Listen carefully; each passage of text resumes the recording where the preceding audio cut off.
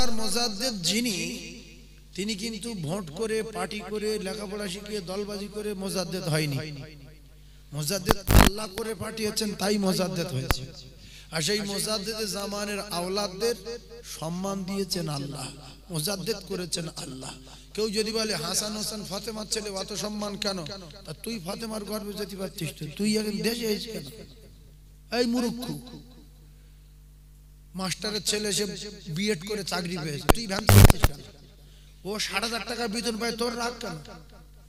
তুই যা, স্কুল যা। না আমি পারবো না, তাই ভ্যান চালা, চোবরা করলি থবনা গুণ হয়ে যাবে। কথা ঠিক না? সাইফুল্লাহ সাহেব ২০,০০০ টাকা লেয় কেন? তা আমি লোব না, আমি বসি, তুই ওয়াজ কর। না আমি পারবো না। তাহলে কিরম মারির দরকার? বিচার করেন। আল্লাহ যার যে রাস্তায় সম্মান দিয়েছে, সে সে রাস্তায় সম্মান পেয়েছে। এগুলো কারোর তৈরি করা না, সম্মান আল্লাহ দেয়। তাই ফুরফুরা হুজুরদের সম্মান দিয়েছে আল্লাহ, ফুরফুরায় মুজাদ্দিদ পাঠিয়েছে আল্লাহ, তাই তাদের আমরা সম্মান দিই। কথা ঠিক বলো না ভুল বললাম? মাস্টারের ছেলে মাস্টার হতে পারে, আবার মাস্টারের ছেলে চোর হতে পারে, কিন্তু মাস্টার তো মাস্টার, মাস্টার তো মাস্টার। মাস্টারের সম্মান দেওয়ার দরকার আছে না নাই? যদি আমরা বলি যে ফুরফুরায় পীর নেই, সব শেষ হয়ে গেছে, ফুরফুরা সব উল্টো পাল্টা হয়ে গেছে, আমি আর ফুরফুরা মানি না বা ফুরফুরার গালাগালি করি, এর ঠিকানা জাহান্নাম হবে। তার কারণ হলো, আদম নবীর আমরা কি সবাই মানি? যখন বসে আছি, আদম নবীর মানি না? মানি না, সবাই মানি তো। কেন মানবেন? আদম নবীর বেটা তো আদম নবীর মানিনি। নূহ নবী সবাই মানি তো, নূহ নবীর বেটা কেনান নূহ নবীর মানিনি। আমাদের নবী সবাই মানি তো, আমাদের নবীর নিজের বাপ চাচারা, চাচাতো ভাইরা নবীর মানিনি। তাহলে আমরা বলি যে আমাদের নবীরও মানি না, আদম নবীর মানি না, নূহ নবীর মানি না। বলা যাবে কি? জোরে বলেন, যাবে কি? তাহলে ছেলে উল্টো পাল্টা করতে পারে, ভাই উল্টো পাল্টা করতে পারে, চাচতো ভাই উল্টো পাল্টা করতে পারে, নাতিপোতা উল্টো পাল্টা করতে পারে, তারা নামাজ নাও পড়তে পারে, গাঁজা খেতে পারে ফুরফুরার ভাই সাহেবরা। তাহলে মুজাদ্দিদ জামান, মুজাদ্দিদ জামানের জায়গায় আসে না? তাহলে ফুরফুরা গালাগালি দেবো কেন? ফুরফুরা ভণ্ড। তার মানে এ ভাবছে যে আমার নাক মুক্ত রক্ত উঠে মরি না কেন আমি? যে ভালো তার ভালো বলতে হবে। দাদা হুজুর পীর কেবলা লিখে গেছে যে আমার নাতি পোতা ছেলে পুড়ে এরা যদি উল্টো পাল্টা করে, তোমাদের চোখ আছে, তোমরা তাদের সঙ্গে চলবে না। তাই বলে মুজাদ্দিদ জামান দাদা হুজুর পীর কেবলার আমরা কেউ অস্বীকার করতে পারবো না। এটা মাথায় রাখবেন। খবরদার গালাগালি করবেন না, উল্টো পাল্টা করবেন না, বাজে মন্তব্য করবেন না। আল্লাহ পাক মুজাদ্দিদ জামানকে মুজাদ্দিদ করে পৃথিবীর জন্য পাঠিয়েছেন। তাই মুজাদ্দিদ জামানের আওলাদদের সম্মান আল্লাহ দিয়েছেন, তাই আমরা তাদের সম্মান করি। আল্লাহ যার ভালোবেসে মুজাদ্দিদ করেছেন তার আওলাদ। মা ফাতিমাতুজ জোহরা জান্নাতের রানী, তাই হাসান হুসেনকে ভালোবাসি। রাসূলুল্লাহ সূত্রে খাতুনে জান্নাতকে বিরাট ভালোবাসি, হাসান হুসেনকে বিরাট ভালোবাসি। আমি যদি ফাতিমার গর্ভে আসতাম, আমার সবাই ভালোবাসতো না? বাসতো না? জোরে বলেন, বাসতো না? বাসতো না? আমি এখানে এসেছি নবীর উম্মত হিসেবে, হালকা ভালোবাসে, এটাই অনেক। সেজন্য ফুরফুরা শরীফ জিন্দাবাদ, মুজাদ্দিদ জামানের আওলাদ জিন্দাবাদ, অনেক দিন বেঁচে থাক, সুস্থ থাক, এ দোয়া আমরা করি। মোবারক মর্জি আল্লাহর। এজন্য হিংসা করার দরকার নাই। প্রত্যেকটা নবীদের পিছনে লক্ষ্য করে দেখবেন হালকা কিছু থাকলে আছে। এজন্য আমাদের নবী বাদী, এজন্য প্রত্যেকটা নবী উম্মতের মতো নফসি নফসি করবেন। আমার উপায় কি হবে, আমার উপায় কি হবে, আমি কি করব, আমি কি করব। উম্মত বলছে কার কাছে যাব রে? নবীদের কাছে যাচ্ছে, নবীরাও বলছে নফসি নফসি, আমি বলছি নফসি নফসি। যাই কোথায় রে? কোনো জায়গায় গিয়ে লাইন পাবেন না। যে বলছে ও খারাপ, আপনার ভিতরে দেখেন আপনি কত খারাপ। কথা বুঝতে পারেন? যে লোক বলছে ফুরফুরা ভালো না, অমুক ভালো না, বসিরহাট ভালো না, লক্ষ্য করে দেখেন সে নামাজও পড়ে। তুই কত ভালো, তুই তো পাক্কা বিয়াদব। এই জন্য ফুরফুরায় পীর আছে না, বসিরহাটে পীর আছে, এগুলো জানার চেষ্টা যদি করেন কেউ, তাহলে প্রথমে আপনার ওলি হতে হবে, তবে ওলি আছে কিনা পাওয়া যাবে। কেউ যদি মুখ্যু হয়, গান্ডু হয়, আর গান্ডু যদি দোকানদার হয়, মানে গান্ডু যদি খরিদ্দার হয়, আর দোকানদারের কাছে গিয়ে যদি বলে 2 কেজি চাল দাও, দোকানদার যদি 500 দেয়, গান্ডু নিয়ে ফিরে আসতে হবে, যেহেতু বাঁটকার আসে না। কথা বুঝতে পারেন? এ বাটকার আছে না, যদি চোখ থাকতো তোর কানে সড় মারতে, তোর কাছে 2 কেজি চালের দাম দিচ্ছি 250 দিলি কেন, ঝাবাট করে মারবে। অন্ধ 50 গ্রাম পেয়েছো, লে বাড়ি যাও, চোবরা করো না। সেজন্য পীর যদি চিনতে হয় আগে আপনার পীর হতে হবে, তবে ফুরফুরায় গিয়ে বুড়িমি করা যাবে। অন্ধ হয়ে ফুরফুরায় বুড়িমি করা যায় না। ফুরফুরে আল্লাহর ওলি আছে না নাই সেটা আপনার ওলি হয়ে পরীক্ষা করতে হবে। দুটাটা আম লোক দেখবেন ওই সিটি গোল্ডের হাটটার কানে দুলটুল গুড়িয়ে পেয়ে বো বো ছুটেছে, সে মাল পেয়ে গেছে।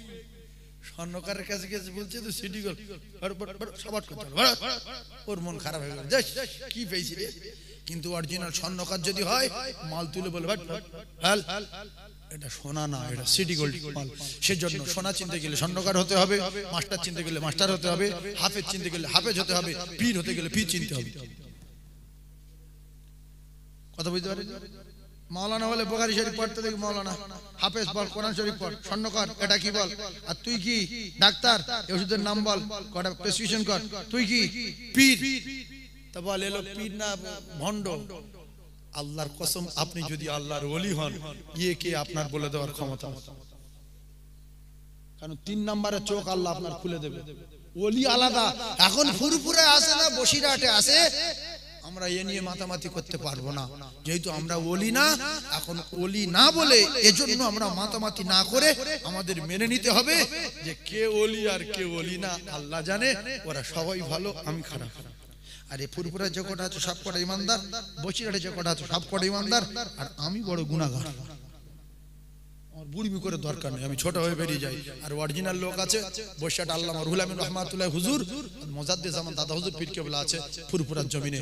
যাব সসম্মানে, সব ছোট হয়ে দরবারে যাব, মাজার জিয়ারত করব, দোয়া লব, বাড়ি চলে আসব। মুখ পোশাল করব না, গালাগালি করব না, না জেনে কানার ভণ্ড বলবো না, কারুর চিটিংবাজ বলবো না। সবাই ভালো, আমি খারাপ।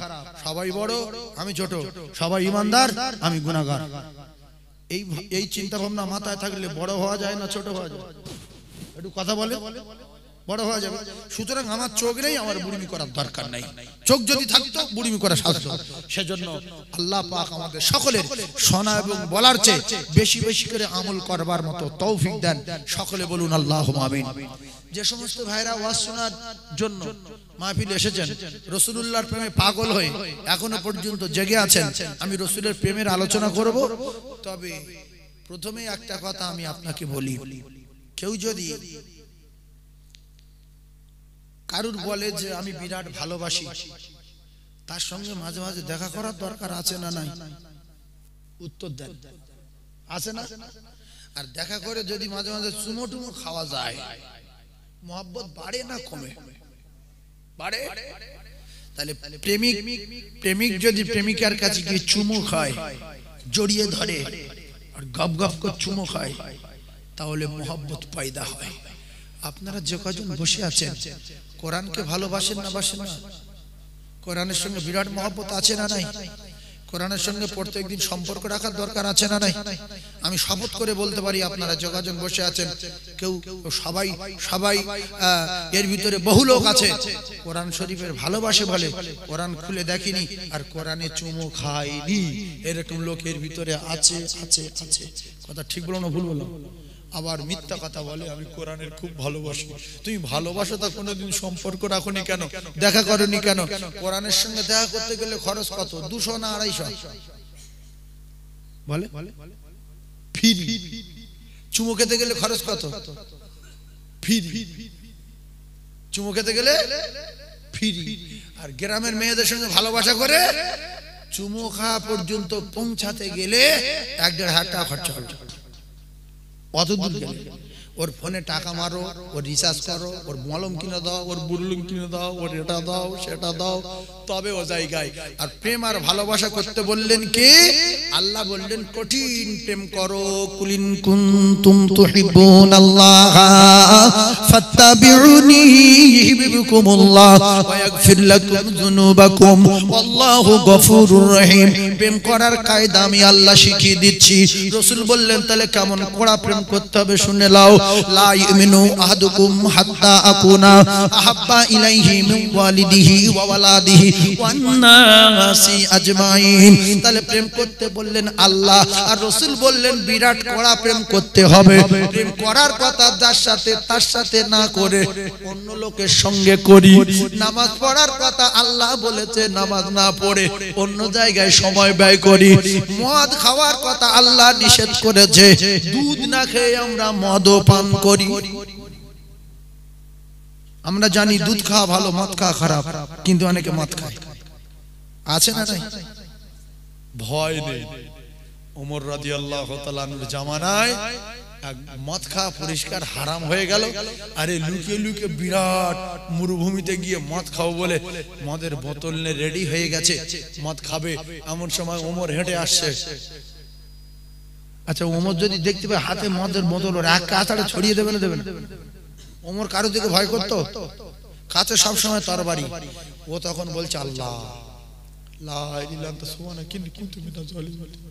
আল্লাহ, আমি তো মরে গেছি, আমি তোমার কাছে শপথ করছি আল্লাহ, আমি যদি ওমরের হাত থেকে বেঁচে যাই, আমি এমন এমন ইবাদত করব আর এমন কিছু করব, আল্লাহ কথা দিচ্ছি আল্লাহ জীবনে মদের কথা মনে করব না। আপনি আমার বাঁচান, আপনি আমার বাঁচান। ওমর এসে গেছে গার ধারে, বাঁচান। হাতে কিসের মতো? মদের মতো। ওমর ফারুক কাছে এসে বলছে বোতল বার কর, বোতল বার কর। বলছে হুজুর এ তো দুধের বোতল, আমি দুধ কিনতে গিয়েছিলাম। বলছে বার কর। সঙ্গে সঙ্গে বার করছে, দেখছে দুধ। জোরে বলো, জোরে বলো। বাঁচিয়েছে কে? এই সময় বিরাট কঠিন শপথ করেছে না যে আল্লাহ তুই, মানুষ যখন একদম ভেঙে পড়ে আর কোনো মানে অস্তিত্ব থাকে না, কোনো সাহারা থাকে না, তখন আল্লাহ বলছে এইবার চলে আয়। হাজরা 7 বার ওই সাবা মারোয়া ছুটেছে, 1 ঘন্টা হয়ে গেছে। আমরাও ছুটেছি, 1 ঘন্টা মতো লাগে। ছুটে ছুটে শেষ যে আমার স্বামী ইব্রাহিম নবী কি মিথ্যে কথা বললো না? তাহলে আল্লাহ এত দেরি হচ্ছে, মদত করছে না কেন? বাচ্চা তো মারা যাবে, চেল্লাচ্ছে, আর কথা বলতে পারে না। আল্লাহ কি পানি দেবে না? হঠাৎ করে আল্লাহ বলল হাজরা তুই তো পরীক্ষায় পাশ করে গেছিস, এতক্ষণ তোর পরীক্ষা ছিল, তোর স্বামীর গালাগালি দিস না, আমার বড় কথা বলিস না, আল্লাহ নাই বলিস না, ইব্রাহিম নবী মিথ্যা বলিস। দেখলাম যে না, তোর দিলে এখনো পর্যন্ত আছে, আল্লাহ আমার একটা ব্যবস্থা করে দেবে, আর তোর কাঁদাবো না। এখন জিবরাইলের বললাম ইসমাইলের পায়ের গোড়ালির কাছে তোমার ডানার গতিতে আঘাত করো, ডানার আঘাত করো, আর আমি আল্লাহ পানির ফোয়ারা ওখান থেকে জারি করে দেব। ওতে ঔষধ, ওতে মানে খাবার, ওতে ভাত, ওতে তরকারি, ওতে সব। হাজরার জীবনে কষ্ট হবে না। হাজরা ধৈর্য ধারণ করেছিল বলে আল্লাহ পরীক্ষা নেওয়ার পরে পাশ করলো। আল্লাহ পাক কুদরতি জমজমের পানির ফোয়ারা জারি করে দিল। জোরে বলো সুবহানাল্লাহ। তা এ মত কো শপথ করেছে যে আল্লাহ আমি আর নেই, আমি শেষ। বাঘ এসে দাঁড়িয়েছে, বাঘ, যার দিকে শয়তান পর্যন্ত পালায় যে ওমরের ধারে বাড়া যাবো না, আর ওমর যে রাস্তায় যায় ও রাস্তায় আমি যাবো না। কখন কোন তাল হাতে সরা থাকে, কথা বুঝতে পারছেন না? তো সঙ্গে সঙ্গে যখন মদ দুধ হয়ে গেল, এ আল্লাহর উপরে কতটা পাগল হয়ে গেল যে আল্লাহ একমাত্র আপনি আমার বাঁচিয়েছেন। ওমরের কাছে দৌড় মেরে ছুরি মেরে কেউ পারবে না। পারবে? কলিজার টুকরা মায়েরা, ভাইরা, আমার বাবাদিরা, একটু ধৈর্য ধারণ করুন, একটু সফর এখতিয়ার করুন। আপনারা তো পড়েছেন, শুনেছেন, জানেন ইন্নাল্লাহা মা'আস সাবিরিন। আল্লাহ যারা ধৈর্য ধরে, যারা সফর এখতিয়ার করে, আল্লাহ পাক বলেছেন আমি তাদের সঙ্গে থাকি। আল্লাহ হাজরার সঙ্গে ছিল। অনেক মেয়ে আছে ভালোবাসা করে গো, করে না? করে না? অনেক মেয়ে আছে ভালোবাসা করে, বিয়ের আগে 2-3টে ভালোবাসা করেছে। এ ঠকিয়েছে, মাস চাই, ও বছর খানেক ঠকিয়েছে, ও বিয়ে করবে বলে করিনি, এ দেখা করবে বলে যায়নি, কত রকমের কাজ কারবার। হাজরা বাপ মরে যাওয়ার পরে মার সঙ্গে থাকতো। মিশরের সাধুন বলল ইমরান ভালো ভালো মেয়ের লিস্টিতে এই হাজরার নাম আছে কি দেখো তো। বলছে এই নামটা তো লেখা নেই। তা বলছে ওই মেয়েটা চাই।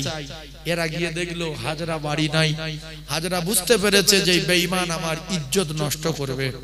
আমি সাধারণ বাড়ির মেয়ে, ভিখিরির মেয়ে, গরিবের মেয়ে, হাজরা মাকে বলে পালিয়ে গেল জঙ্গলে যে বাঘের গালে জীবন দেব। কোন ভাবি যদি বেঁচে থাকে শুনে নাও, বাঘের গালে জীবন দেব।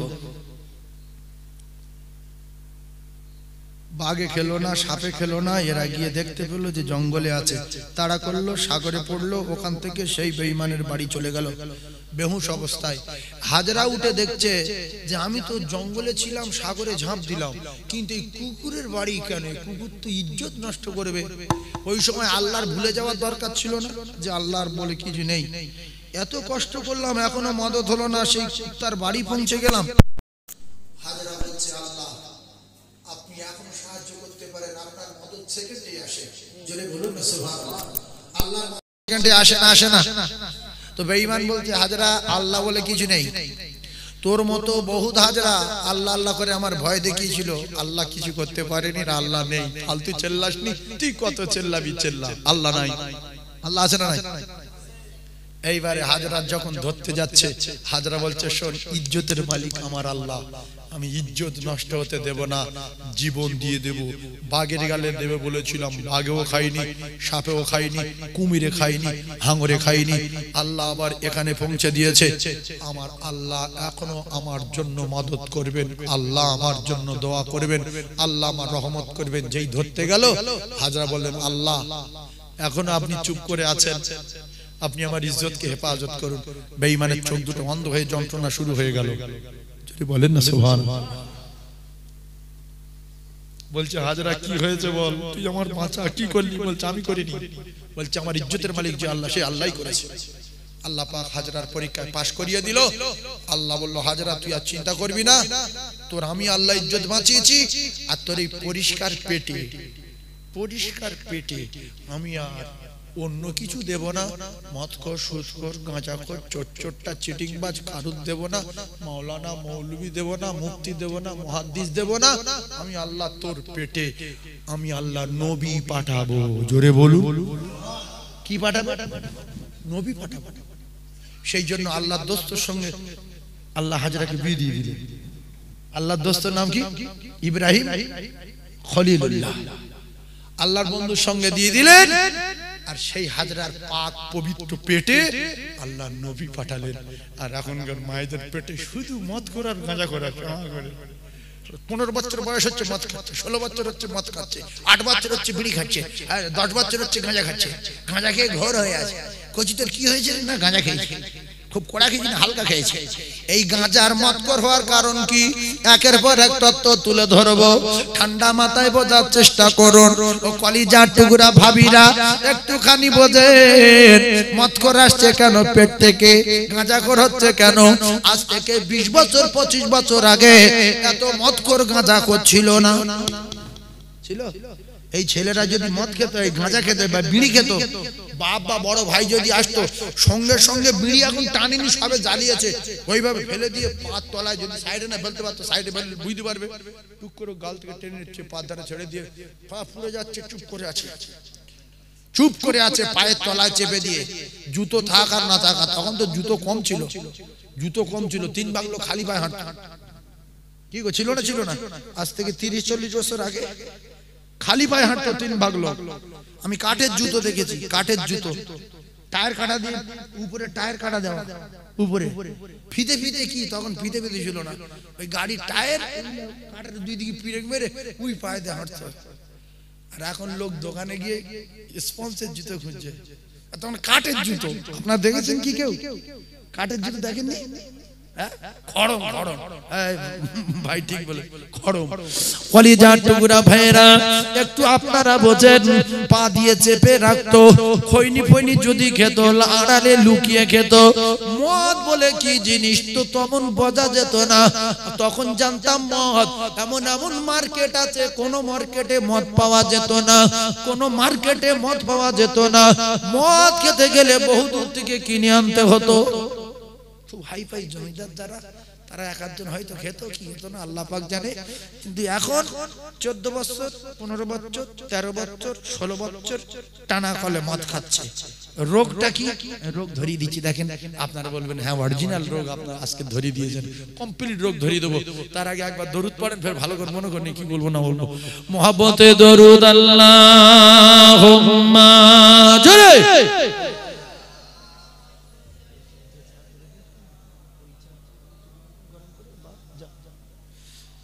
ওয়া আলা আলিহি।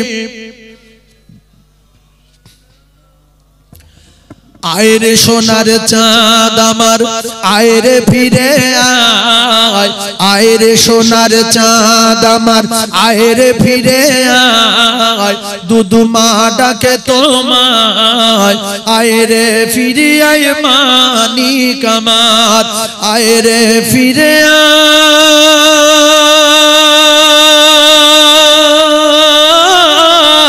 মানিক আমার।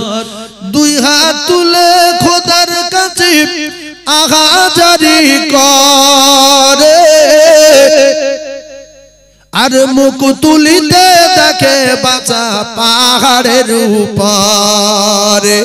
পাগলিনী ছুটে গিয়ে জড়িয়ে বুকে ধরে, বলে বাছা তোরে কে নিয়ে যায় আমার হতে দূরে।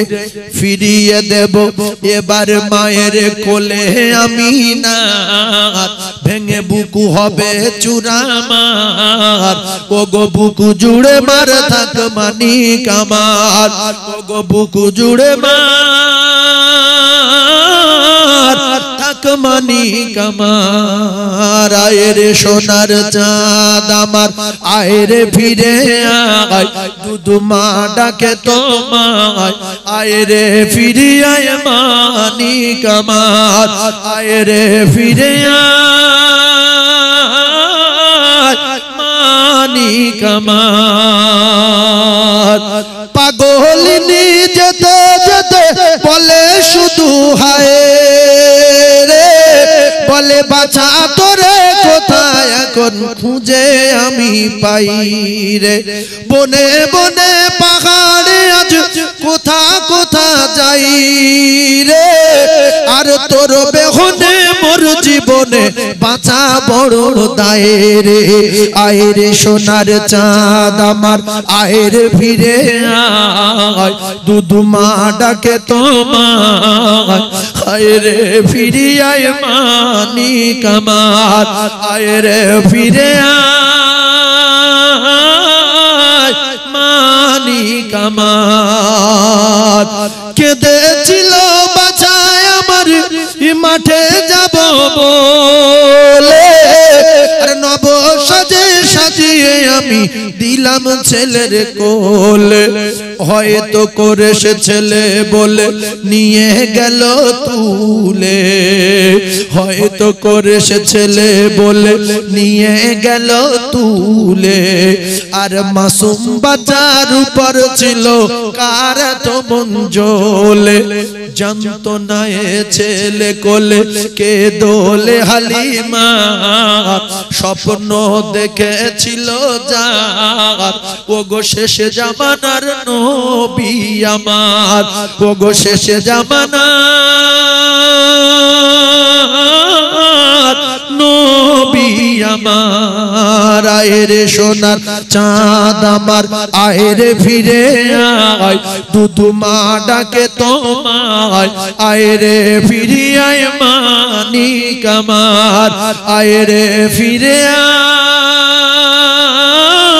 আয় মানিক আমার। আল্লাহুম্মা জোরে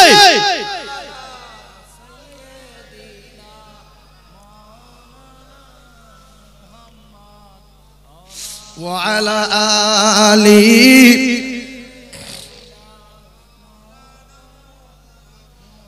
সকলে বলেন সাল্লাল্লাহু আলাইহি ওয়াসাল্লাম। এই সাল্লাল্লাহু আলাইহি সাল্লাম বললে রহমত পাওয়া যায় কপিস। আপনারা গরিব মানুষ খেটে খান, দরুদ পড়ার সময় পান না।